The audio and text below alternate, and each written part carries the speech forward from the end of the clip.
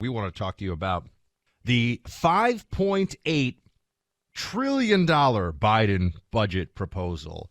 Now, let's just all put this in a quick context, because the part of this I find so interesting. Well, there's the wealth tax, which Clay had mentioned. We want to get into that, or the billionaires tax, as they call it. Sounds good, hugely problematic. And I'm not shilling for billionaires here, although I would like to be one, although I'm going to have to win several lotteries to get there. Not shilling for billionaires. Most listeners, I would imagine, yes. Yeah, exactly. If someone wants to hand me $1 billion, I'm not going to say no. But we'll also discuss the funding for law enforcement in this, which is essentially a policy repudiation of where the Democrat Party was in 2020, which was the whole defund the police madness, which, as we have agreed here, I've been saying for years, because remember, this was defund 2.0 with BLM 2.0. Defund the police is the dumbest political slogan in the history of modern American politics, certainly in my lifetime. But in terms of context first, we've got a $5.8 trillion budget request for Biden. Clay, when Ronald Reagan proposed a budget, this is from the New York Times, back in 1982. Do you want to take a guess, or do you want me to just read what the total federal budget was in What was the 1982? total federal budget in 1982? Oh, that's such a good question. So 40 years ago, 2 generations ago, if I remember correctly, we had this conversation. I feel like the national debt was around $1 trillion at the time. Now we're at a national debt of $30 trillion. Mm-hmm. I'm going to guess in 1982, if we're at $5.8 trillion federal budget now, I'm going to guess that it was $800 billion. That is an excellent guess. $695 billion. So well All done, right, Mr. so Travis. not too bad, Excellent, not too far excellent off. guess. Yeah, you get a A+ on that one. We did not coordinate this beforehand. Like the Chris and Will slap, this was not coordinated beforehand. 600. So excellent. Yeah, $695 billion. I just think everyone needs to know this, because neither party really wants to talk to you about this. They don't want to talk about and the Republicans pretend, but there are very few that are serious about the structural issues for the economy of $30 trillion in debt. Look at where we were when the Tea Party was worried about the debt in 2010 versus where we are now. So we have basically $6 trillion of federal spending that Biden is putting forward. Now, we know that the spending from the president is a wish list, and it's Congress that has to actually deal with all this, and he's not going to get this through. But it's essentially telling the American people, hey, here are my priorities. But just the fact that it's gone from $695 billion in 1982 That's wild. to $6 trillion today. So basically, over the course of my and your lifetime, Clay, it has gone up so much. Just gives you a sense of how we're just in a whole other universe of spending. And now we get into what exactly Biden's looking at. Do you want to do cops first, or you want to do wealth tax first? The cops we actually agree on. Do we want to have a positive? I mean, the one thing in Joe Biden's career, Buck, that he may have gotten right was the 1994 crime bill that he then tried to run against in the 2020 election. But I don't think there's any doubt. And some Republicans were trying to criticize him for that bill. I was like, no, guys. No. Don't. That's not, just because he did it doesn't mean it's wrong.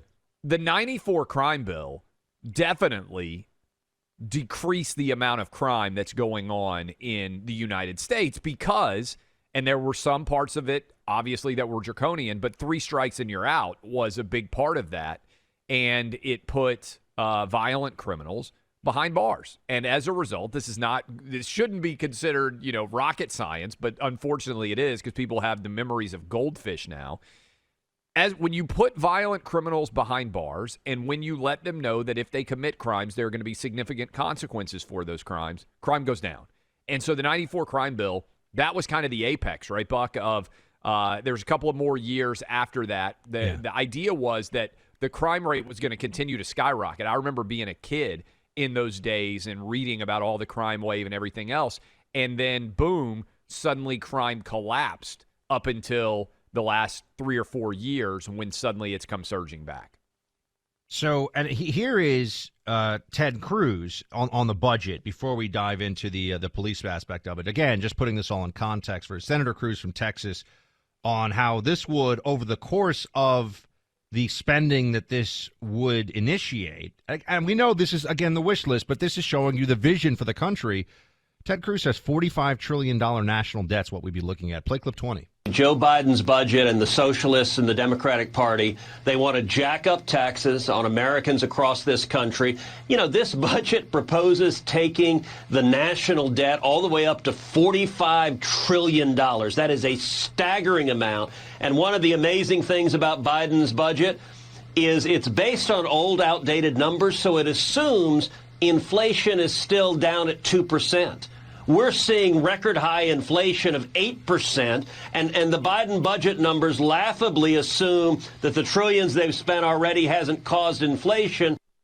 So you're going to have raising interest rates here, so rising interest rates. They're going to raise them coming up. That's already underway, which is going to mean that also payment on the debt, that service payments on the $30 trillion of national debt is going to start to crowd out other spending within the government budget, and the purse strings are going to have to get even looser as a result of this. The grip of the IRS, a big increase in IRS agent funding in the Biden budget, and they've already been pushing for this. I think they wanted, $70 billion of new funding for the IRS over a period of time, and they want a lot of IRS agents to be able to come after you.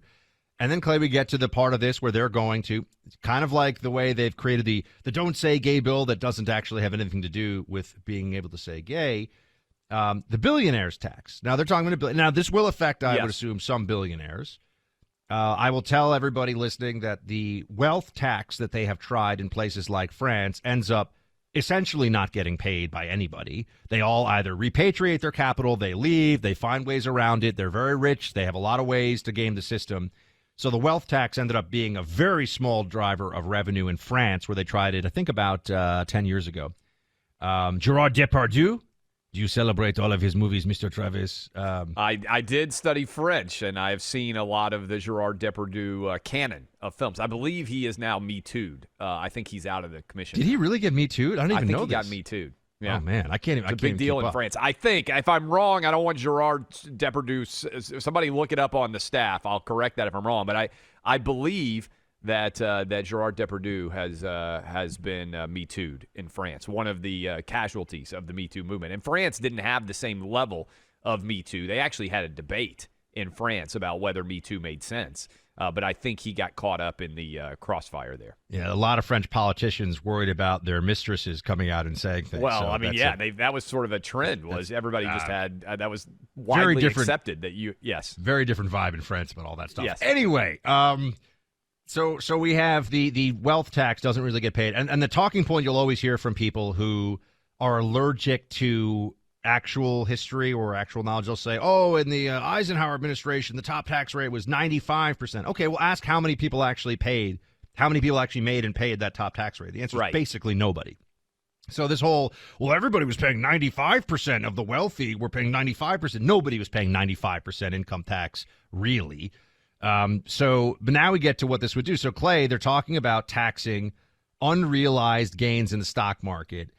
It's amazing they could even put this forward because, and again, it is annoying that the tax code is gamed in so many ways. I'm for a flat tax. I'm a flat tax guy. I've been for a long time. It's not like I sit here and just whine about this. The tax code is a massive monument to influence peddling, grift, corruption. That's why it's tens of thousands of pages long, and there's all nobody can apply it. We're relatively smart guys. I was texting with my accountant earlier today. I have no idea how to do my taxes.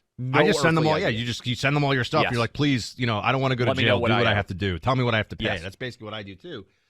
And here we are, looking at them putting forward this billionaires tax. And I mean, Clay, for them to go after unrealized gains in stock portfolios, how would that? So let's just work this out for everybody. Let's say you're a early investor in Tesla. Now you're a Tesla billionaire. You're worth $10 billion on paper in Tesla stock. So you pay based on the value for tax year 2022 of whatever that is. What happens when the stock let's assume the stock gets cut in half the next year? Yeah. It's a great question. Unrealized gains for people out there, because a lot of people don't spend time thinking about this. Let's say you bought a stock, right? You buy a stock for $10 and it goes to $100.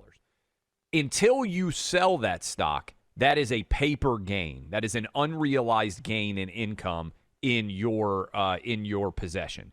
But if you never sell it, then you don't pay taxes on that gain, right? So what the government is now saying they're going to do, which is a pretty revolutionary idea, is they are going to tax the unrealized gain that you may have in your stocks. The challenge with this, Buck, is stocks don't just go up.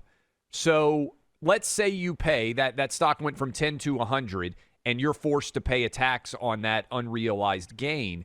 Do you get a refund if the company goes bankrupt and you never sold it? Because until you sell that stock, you don't have the physical possession of the money. So there hasn't been a tangible realization of that gain. So you could ride a stock price, as I'm sure some of our listeners have. You could have a stock that goes on fire for years, goes from 10 to 100, and then that company could go bankrupt and you end up with zero. So is the government going to give you a refund for all of the money that you lost in that stock? As soon as you start taxing realized gains, the reality is there are stock price declines that occur as well, where the government could be having to give refunds, in theory, if they're going to implement this for billions of dollars, right? I mean, This is crazy. And remember, for them to get real revenue, folks, and this is what they always want to hide from you, they got to tax a lot of people. Everybody. They could seize 50% of the assets of billionaires, and it wouldn't cover the costs over time of what Nancy Pelosi wants to spend on, studying tree frogs in the Pacific Northwest and getting everybody ready with windmills for the Green New Deal. It's just not. There's always more spending that they're going to want to push. And I mean, and on that, by the way, Clay, they have 4 times what Obama in this Biden budget, 4 times what Obama wanted for climate change specific causes. I think that's the number that I saw. $17 billion for climate research across federal agencies. $17 billion to research essentially the average temperature around the globe. Do we think they're going to come up with this and say, you know what, it's actually not that big a deal, guys? It goes up, it goes down, we'll all be fine. I have a feeling they're not going to say that. Yeah, and when we come back, I want to hit you, because some people are saying, oh, it's a billionaire's tax. I don't care about billionaires, because to your point, Buck, you and I, and probably almost everyone, do you think we have a billionaire listening to us right now? Oh, yeah, we got a few.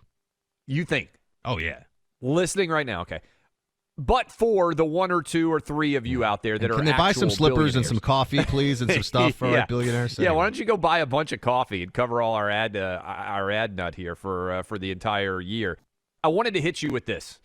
The billionaire tax, because it's going to be labeled as if, it only impacts the billionaires. And we talked about in the last segment why taxing unrealized capital gains is a radical idea, even if which may not even be constitutional, by the way. That would remain to be seen, because it's not a tangible property in your possession, and the value, as anybody who checks stock prices knows, the value of a stock goes every single day. It changes. Sometimes it can go up, sometimes it go down. But I just want to hit you guys with this fact, which I saw. This is from the Wall Street Journal this morning, Buck. The income tax. In 1913, a little bit over 100 years ago, the income tax was 7%. You heard Buck talking about the size of the federal budget in 1982 with Ronald Reagan. Was it $695 billion? Now up to $5.8 trillion. 7% top rate on taxpayers, and only taxpayers who made more than $500,000 a year had to pay that tax rate. That, by the way, $500,000 in 1913 would be the equivalent of $14.5 million today. The alternative minimum tax was created in 1969 as a flat 10% tax, but now many people in the middle class are hit by it. What am I using those examples for?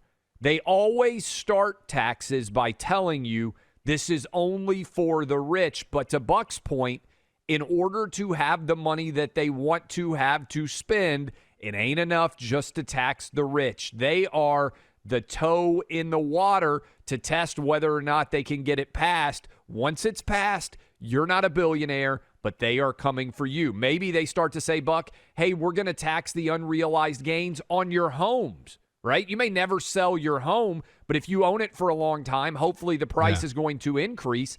You don't ever have to pay tax till you sell it. And we can ask farmers about what it means when their lands are assessed at some multimillionaire value and they have to pay tax on land. That means their farm is going.